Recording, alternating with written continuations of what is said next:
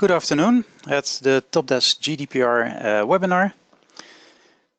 My name is Jeroen Boks. I'm CIO at TOPdesk. I've been working at this company from 2003 on in different kinds of roles. Currently, I'm the CIO and responsible for the SaaS hosting as a product manager, and because of that also heavily involved with all kinds of stuff on security and privacy related matters, and for example GDPR. Thank you for attending this webinar. I hope that I'll have some helpful information for you. Thank you for all the attention for this. This webinar will be recorded, so you'll be able to review it later on YouTube. We'll send you the link afterwards.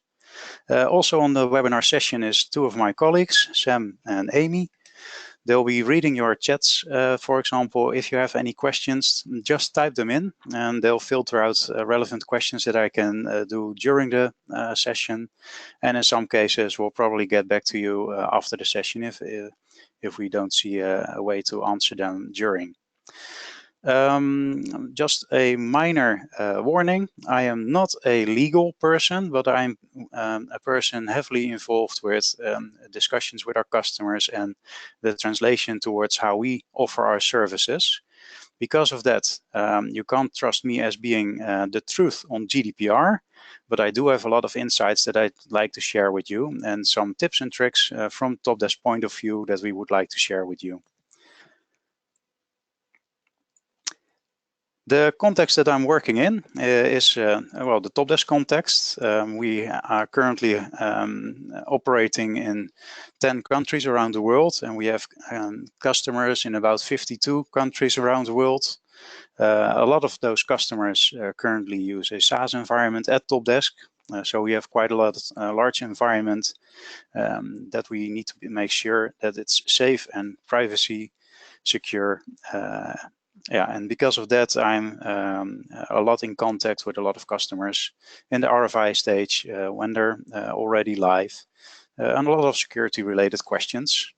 That gives a lot of helpful insight in how our customers are working with our software, but also what kind of questions comes around on GDPR, for example, which is quite hot and happening at the moment.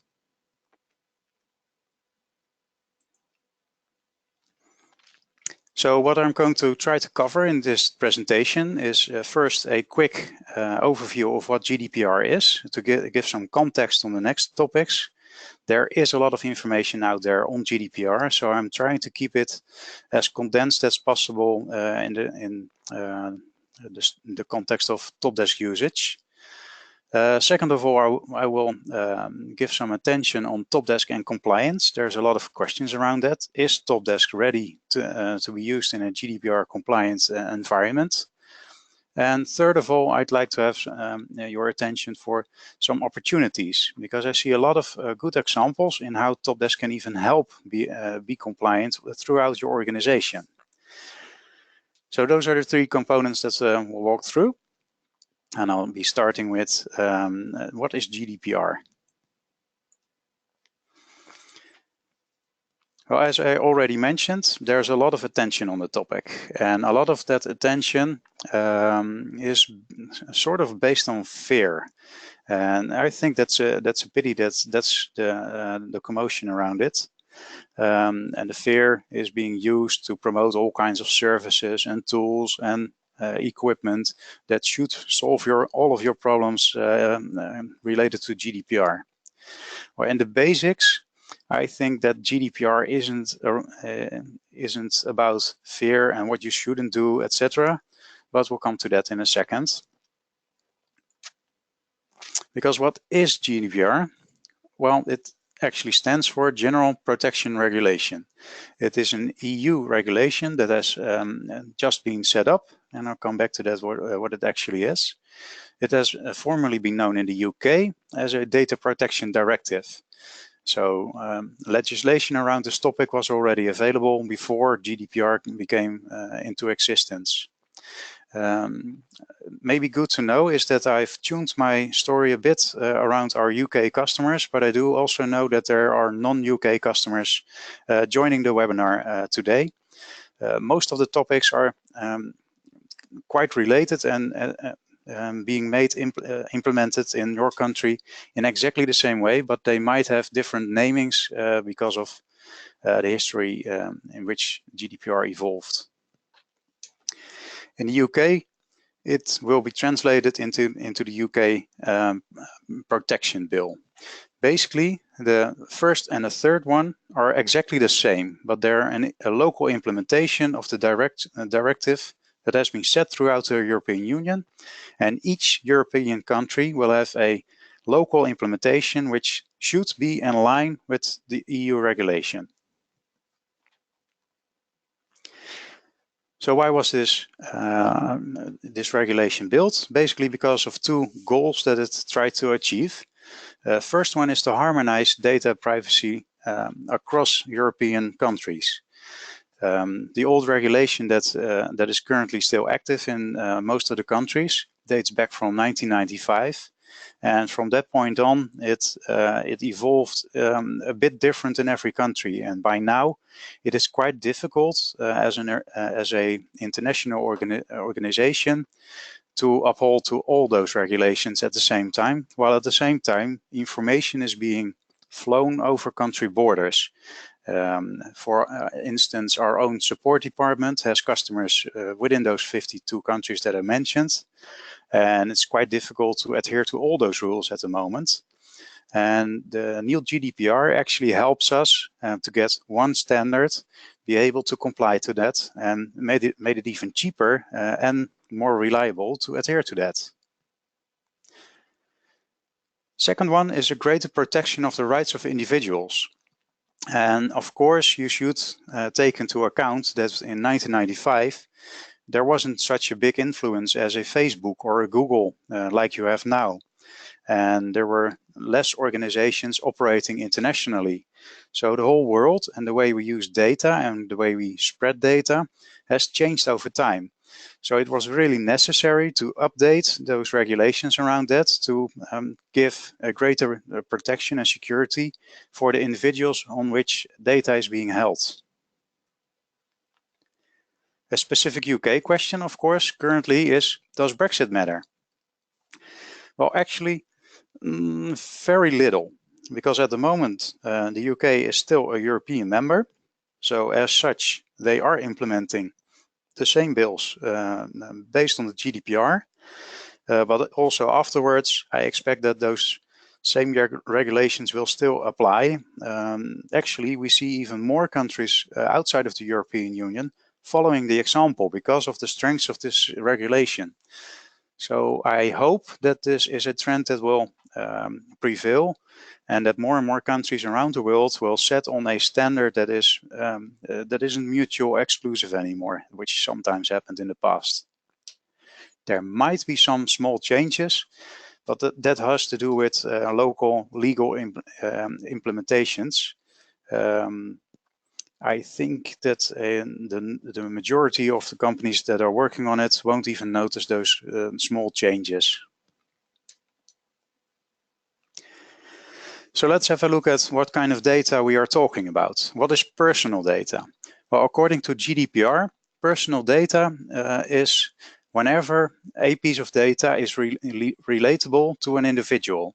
So that might be when you have a first and a last name, or an email address, or a social security number, a phone number, anything that will lead to you as a person. That doesn't matter, that doesn't mean that it's always sensitive information. Specifically, the GDPR mentions a very specific type of information that is highly sensitive, and those are called the special category of special data. And those include information like racial information and background, genetic data, sexual behavior, political preferences. And in most cases, within our own TOPdesk customer base, this kind of information is not really handled. It might be in your case, but in the majority of cases, these types of information won't be handled in TOPdesk. So it's a special category with extra attention, but in most cases, it's personal data in general. And what you always should keep in mind that the whole GDPR is aimed at a sound security level for the specific type of information that you're handling. What is also changing with the GDPR is the way that you could be fined if anything goes wrong in your implementation of the data handling. This example, TalkTalk is a large company in Broadcom services, for example. And in the last couple of years, they had a couple of security breaches. And they were fined, actually. And you see the fine at the right side of this graph. Or actually, you don't, which I know. But what happens with the GDPR is that fines are redefined. The fines that were currently being imposed on companies might be so small for such a large company that they would just choose to pay them and not change their behavior. With the new regulation, the fines can be up to 20 million euros or 4% of the worldwide revenue, whichever one is larger. So for TalkTalk, this would mean, for example, that a fine under the new GDPR would be like this. And if this would happen, then it would actually mean that a large part of their yearly profit would vanish because of that. So that'll hurt. But it'll also hurt a smaller company in a same manner. So this is why a lot of companies are hurrying now to make sure that they implement these regulations as soon as possible.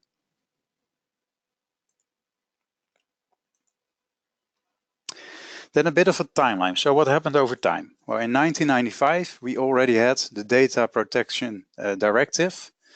And from that point on, most European countries had regulation in line with that regulation. But over time, they grew apart and they became a bit outdated.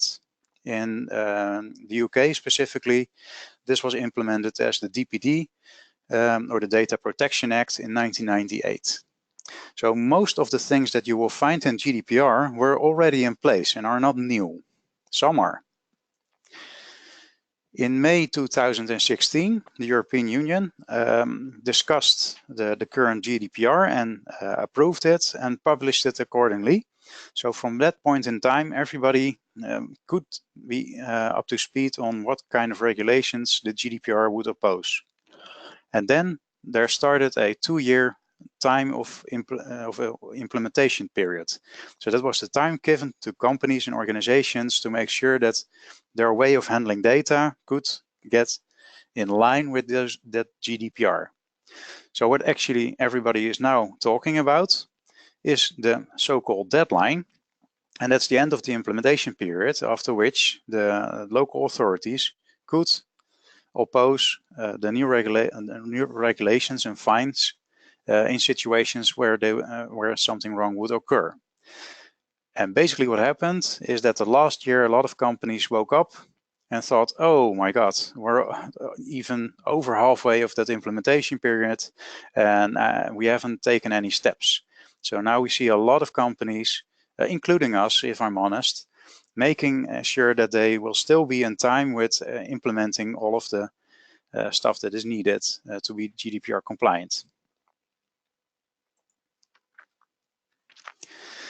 The GDPR, as I told you, is not about prohibiting all kinds of situations and prohibiting the use of data, but it actually gives some principles which, if you follow them, lead to a safe way of handling that data. And it gives a lot of room for all kinds of situations where you can still handle data like you used to. Those principles, I'll go quickly through them with some small examples here and there to give you an idea. And there's a 7th principle that's actually a bonus, but I'll come back to that in a second. The first one is lawfulness, fairness, and transparency, and it actually says you should inform people on which you are keeping records and inform them why you are keeping those records and what they include and who they are shared with. So it's actually just telling what you do, basically. The second one is purpose limitation. If you tell that you have a record on them for a specific means, you should stick to that purpose and not use it for another means. And an example recently in the Netherlands, for example, was a company that had some records that they were using to provide services. And on the sideline, they were selling that the same information to a third party that was using them for a campaign of sorts. Well, the second purpose wasn't communicated, and people hadn't given permission to that. So they stepped out of line and did not adhere the second principle. It's still possible to use the same data for another purpose, but then you would have to go to step 1, be transparent about that, and probably get some consent on the second purpose that you want to use it for. So it's still possible, but you should take some steps. The third one is data minimization, and that actually says don't keep more data than you actually need for the purpose that you've set. And I recently talked to a friend of mine who works at a company who often have people coming in for non-paid work, and they accidentally also registered their social security number, something that they didn't need for the purpose that they were doing. Well, they actually had to delete that and have done that so because of GDPR. So actually by reading those principles and going through their own data, they recognized that they were keeping data that was sensitive and that they didn't need. And why is this principle? Well, basically it's to minimize the impact whenever data would leak in any kind of way, so that it wouldn't hurt the people involved. If you don't have a social security number, it can't leak, and therefore it cannot be misused by any third parties. Then the fourth one is accuracy. If you keep records on someone, you should make sure that they are correct. And in most cases, this will be very difficult if you don't have a direct connection with that person. But as soon as the person involved sees through the transparency that the records aren't correct, they should be able to ask for a correction on that. And you should follow that up and make sure that it's correct. Now, why is this important? Well, in some cases, those registrations might give a wrong idea about the person involved.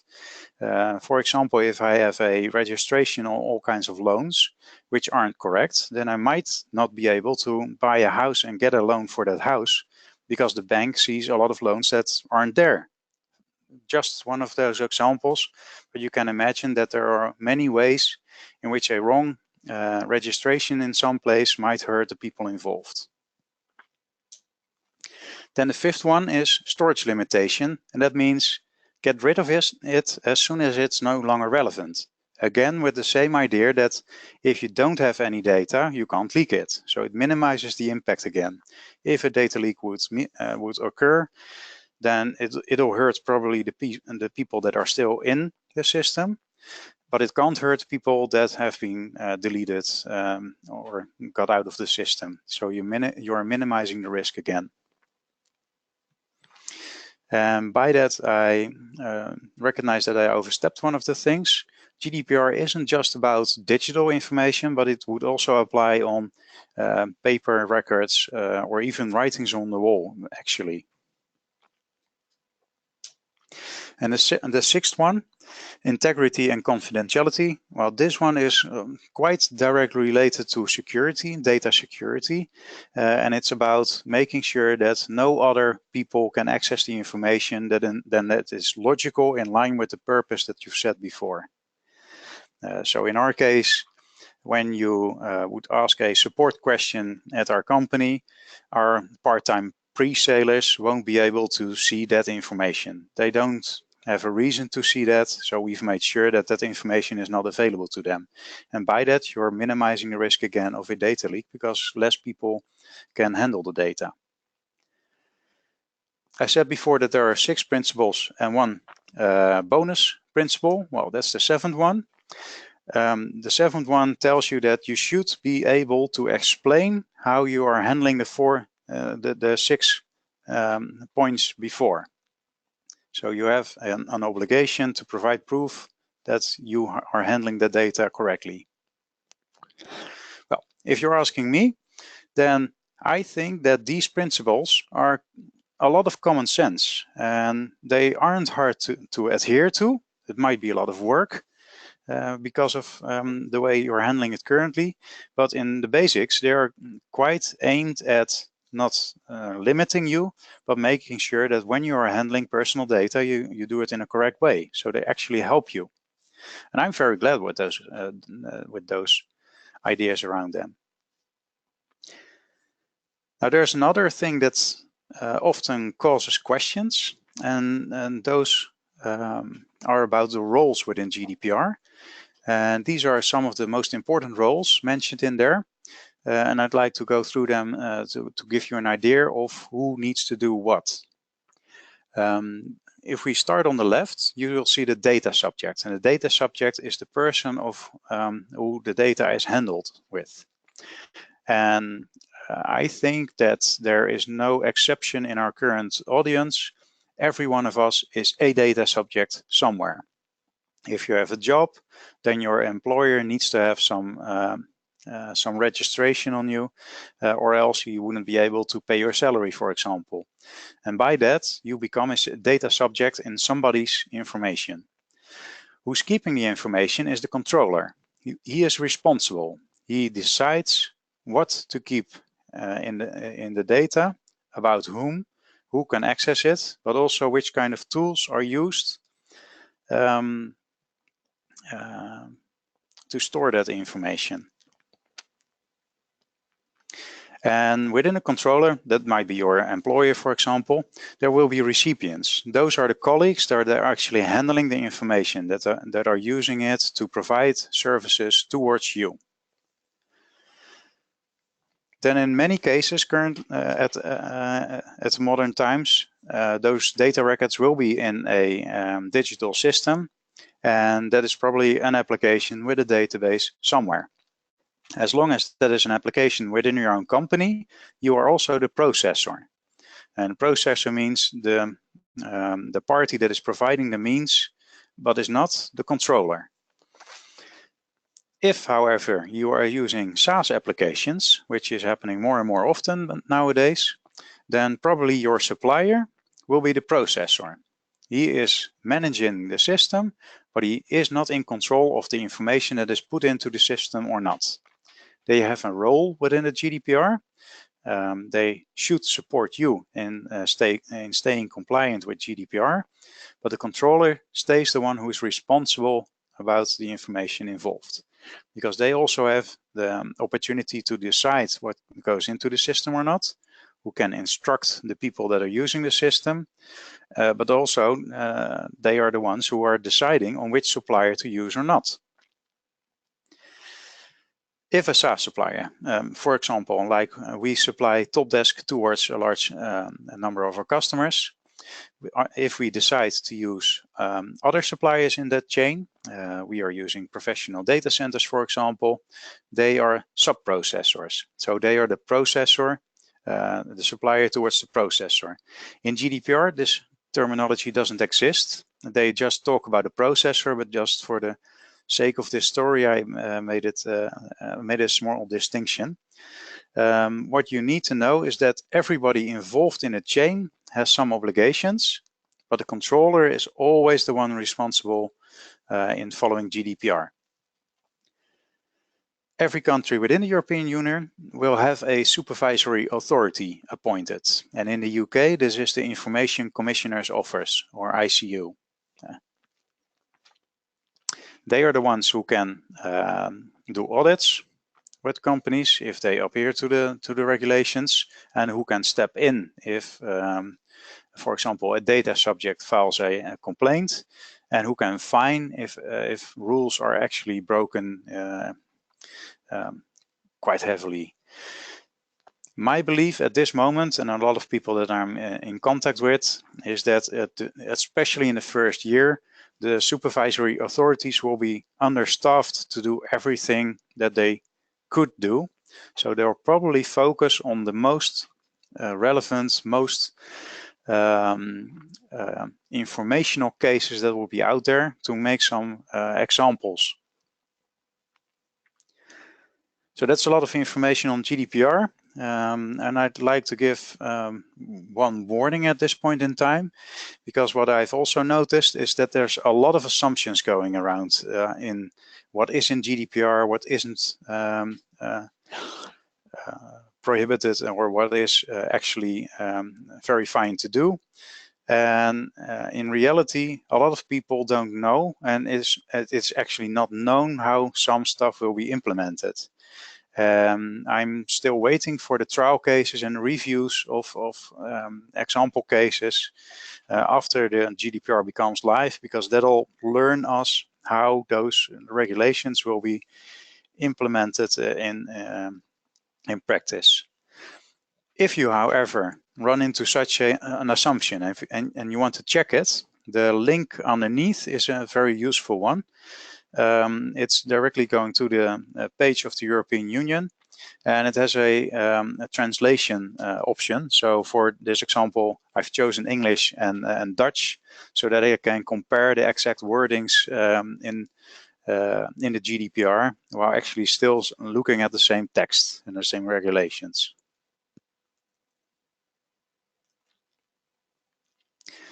So, having a view of what GDPR is, small intro, I'll come to the next part, and that's TOPdesk and compliance, because probably most of you are customers of us, and a lot of you have been asking how TOPdesk is preparing to make sure that we are compliant.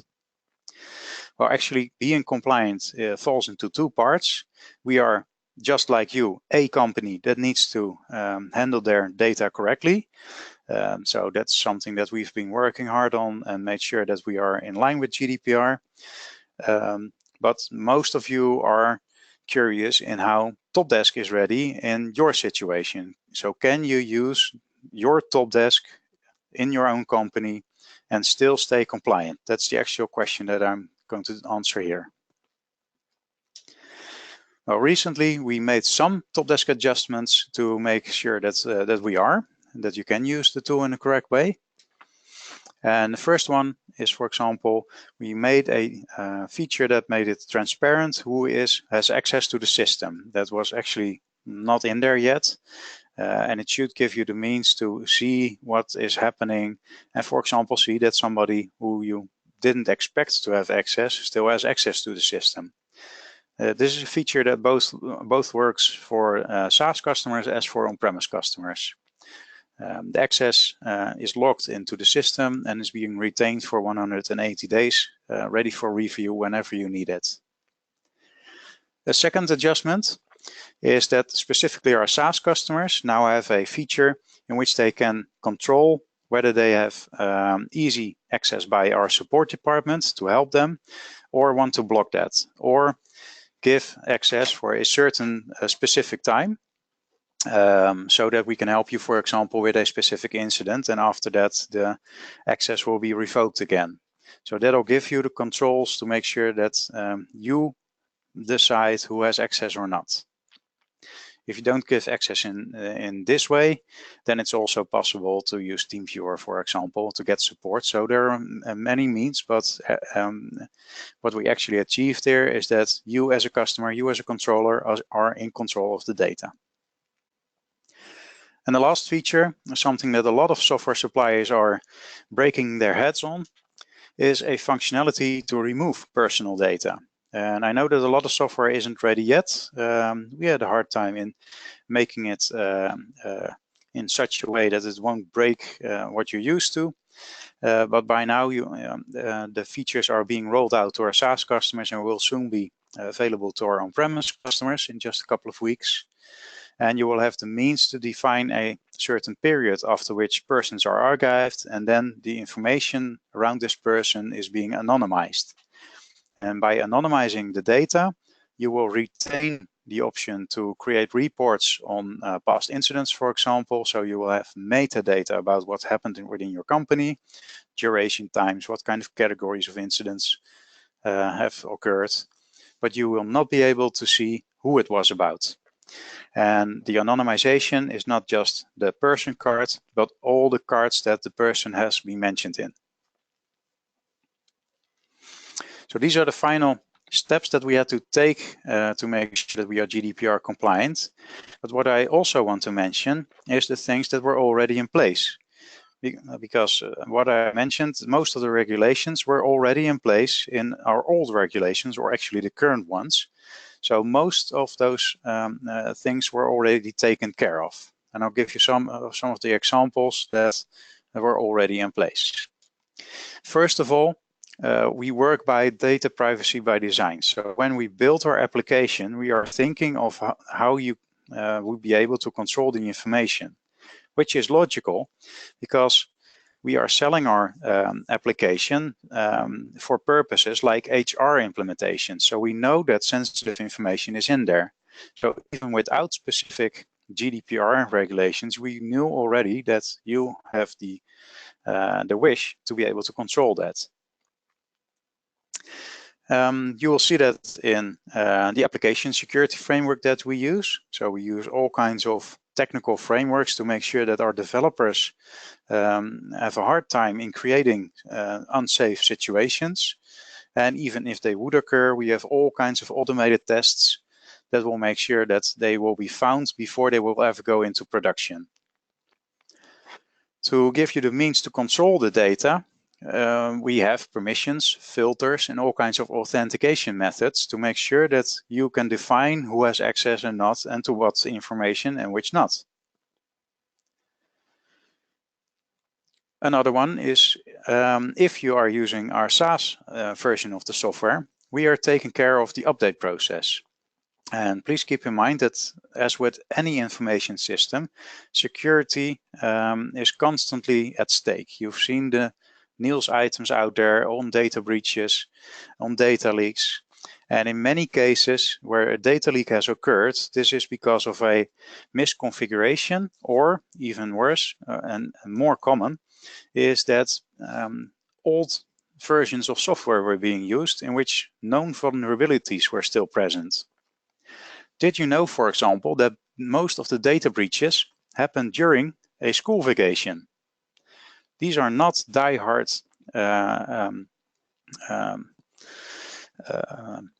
criminals who are trying to reach you, but these are script kiddies who are using standard tools that you and I can find on the internet, download and use.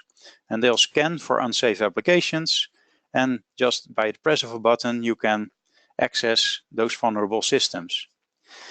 By using our SaaS application, you can trust that we are taking care of that, both on the application side. The customers that are on continuous deployment on SaaS have an application that is at most a month old, and in many cases it's less than a week old. So when any vulnerability occurs, we fix it, and within weeks you will have the security in place to cover that. So that's even before anybody would know that it's there and can be used.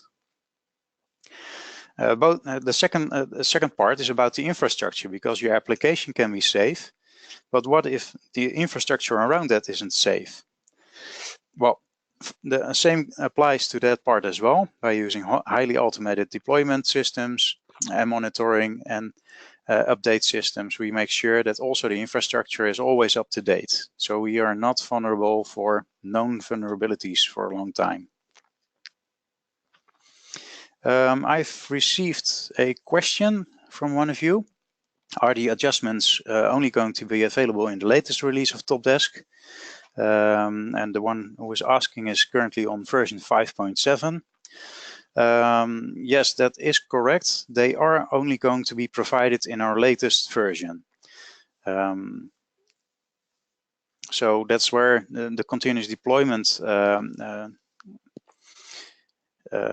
profit is also come from. We are able to deliver those features because those versions are the same and are current, and we can easily implement that. It's very hard for us to update by hindsight an old version. So if you would want to have these features, I'd rather ask you to get into contact with your account manager to see what is possible to get you on the latest version, whether you're on-premise or on SaaS.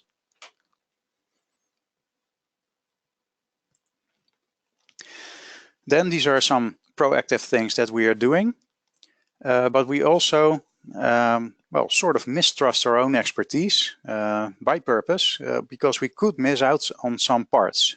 So we also use all kinds of external expertise to validate what we have delivered.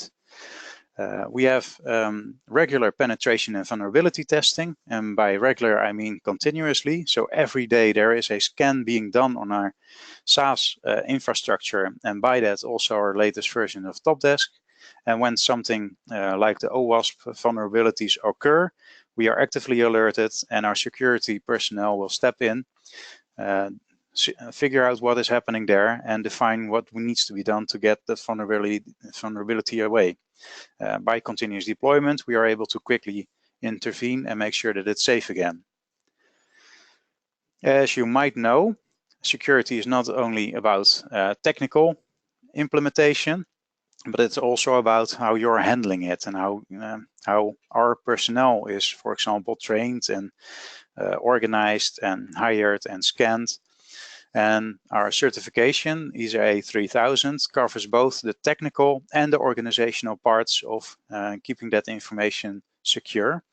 We have a report that is available to our customers to get insight into how we are doing that and what our external auditor has found in the recent period on shortcomings, for example, and hopefully they will be covered by now. If you have any doubts based on that, you can always get in contact with us and we'll explain what we have done with certain situations and how we intend to prevent them in the future, because we're always learning. And the third one, even if something would happen, we have an active intrusion detection in place. That's a new step that we've taken last year. And we're working with one of the biggest security companies in the Netherlands who are actively monitoring our infrastructure and actively notify us when they see unwanted activities.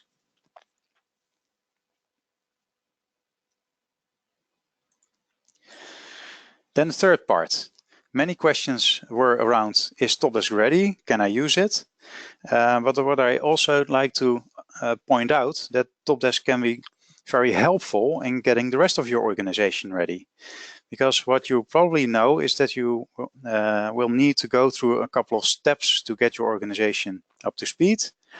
And there is a lot of documentation out there on how to do that. And I've taken the liberty to use information, for example, from the ICO. By now, most countries will have something like that in place from their authority. But I've taken the liberty to use their steps and to point out how TOPdesk can actually help you. We'll pick out some of those points here. To get your security where you want it to, the first step should be that you know what kind of information is in your company and where it is handled, by whom and in what way, and with whom it is shared. If you will do that, you will see that you have quite a large number of data sources within your organization running around. What could be helpful is to document that. And from that point on, you'll be able to see what you need to do to get compliant.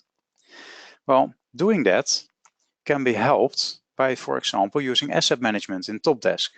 You can document the data sources that you will see, and you can document all kinds of details on them to define if you're okay or not. And having that in place actually extends your configuration management and gives you insight. Then you can use operations management, for example, to periodically review if something has changed, if new data sources has occurred, or that certain data sources have a new purpose or a new usage has been implemented. So you can update your register accordingly. And why are you doing this? Well, if anything goes wrong, you could use the graphical overview, for example, to do a very fast impact analysis. What if one of your database servers internally would have been hacked? Then you can quickly review what kind of databases were on that server, which kind of applications were linked to that, what kind of information what is in there, and by that define who is impacted. Then the second part, communicating privacy information, being transparent about what you're doing. You could, of course, use the knowledge base, for example. Document your policies, which are then directly available towards your operator in the place that they're actually working in, within the TOPdesk application. But you can also publish them towards the self-service portal, and by that towards your own colleagues or customers. And by that, you will give the ultimate transparency, because the same procedures are then visible for both parties in the same way. And when you're setting up all the measures that you need to have in place, they'll be talking about the individual's rights. And for example, the right to have to be able to review what kind of information you have, to correct it or delete it, or to handle when a data breach would occur. These are all processes that you might want to have in place before something like this happens. So don't figure it out how to handle it when it happens, because you'll probably be in stress, but prepare those processes up front and create a workflow that is logical. And for that, you could, for example, use incident management and a self-service portal. Then you could create a form that is specialized to ask the right questions when a security incident occurs, but also sets up the workflow in which the right security officers are informed and that you will handle it accordingly. For data subject requests, you can set up forms that specifically ask them the information that they are looking for and help them structure the question that comes in at your service desk, for example, so that you can follow up accordingly again. And the third one, if you're handling privacy concerns and security concerns, you'll probably have a risk management process in place. Now, risk management and problem management sort of have a same workflow. So the problem management module is a very helpful way to structure your known risks and to have a workflow on that to make sure that it's followed up again. So for all kinds of processes involved in getting GDPR compliant, you can help yourself by using parts of TOPdesk. This is an example of a security incident procedure, and that might involve these process steps. One of them is notifying when a breach occurred, step 3. Well, that actually isn't needed in all occasions. So when a security incident occurs, at one point during the process, you will have to decide to go public and notify the people involved or even the authorities, or that it isn't necessary yet, maybe. And to base that on, there are all kinds of useful workflows published by the ICO, for example. And if you have them at hand when a security incident occurs, for example, again in the knowledge base, you will help yourself in having those things available when you go through the process. Because don't forget that when you're handling these kinds of cases, you need to be able to report 72 hours after notifying that a data breach has occurred. So you're in a hurry in those situations. So this is one of the examples why you need to have your processes in place in time. And I can imagine that setting up those processes might be difficult. And while I'm not going to promote that our consultants are GDPR experts, they are experts in setting up proper processes to handle those kinds of workflows. They know how you could use TOPdesk to the max in helping you get those situations under control. So we are reaching almost the end of the presentation. So to have a quick recap, GDPR is about how to handle personal data in a proper way, in a safe way. It doesn't prohibit all kinds of things, yes, some things, but most of the things that you're having information on are still valid and are still possible, but it'll help you in how to do that properly. We as one of the suppliers of software which involves personal data, have made sure that we had a look at what GDPR means, what you need to do, and we have made sure that, that we as a company, but also the software that you're using, is in line with those GDPR regulations. And to go even a step further, you can even use a tool like TOPdesk to help you go through those preparations and make sure that you have processes in place that will take care of setting it up, but also to keep it safe in the future. And I can imagine that there's quite a lot of information at once. So I've also included a couple of references that might be useful for you. The first one is the actual documentation on the regulations. It's quite legal text. It is, at first, it might be hard to interpret, but once you're getting used to, it's the perfect source to make sure that you know if you are encountering an assumption or an actual fact. To get it a lot more lightweight, Wired has a nice document on what it actually means in practice, gives you an overview. If you are starting out with the preparations, you have all kinds of documentations available that can help you in getting things ready. And of course, we made sure that what we have available in knowledge and solutions is posted as well. If you are interested in any one of those, you can also contact your account manager, of course.